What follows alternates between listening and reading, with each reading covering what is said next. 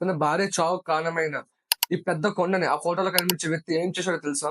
ఈ షోలో తెలుసుకుందాం. బీహార్ స్టేట్ లో కనిపించే ఈ తాత పేరు వచ్చేసరికి దార్షిత్ మంచి. 1959 లో తన భార్యకి విపరీతమైన తలనొప్పి రావడంతోనే తనకి టౌన్ లో ఉన్న హాస్పిటల్ వెళ్ళడానికి ఈ కొండ చుట్టూ తిరుక్కుని వెళ్ళాలి. 55 కిలోమీటర్స్ ఈ కొండ చుట్టూ తిరిగి వెళ్ళేసరికి వాళ్ళ భార్య మధ్యలో చనిపోయింది.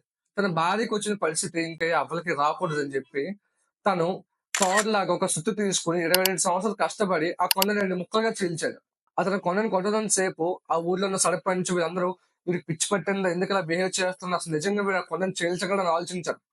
కానీ ఆ కొండను చీల్చడం వల్ల 55 కిలోమీటర్స్ కొండ చుట్టూ తిరిగే డిస్టెన్స్ 15 కిలోమీటర్స్ పడిపోయింది. స్కూల్స్ కి హాస్పిటల్ వెళ్ళడం చాలా ఈజీ అయింది. ఈ గొప్ప పనిని భారతదేశం గుర్తించి 2006లో పద్మశ్రీతో సత్కరించారు. 2016లో ఇతను గుర్తుగా ఒక స్టాంప్ ని లాంచ్ చేశారు. The moral of the story ఏంటంటే మన జీవితంలో కూడా ఏదైనా పని చేసినప్పుడు కొంతమంది మనం వెనక్కి లాగడానికి చూస్తుంటారు. వాళ్ళని మనం ఎంత దూరంగా పెడితే అంత మంచిది.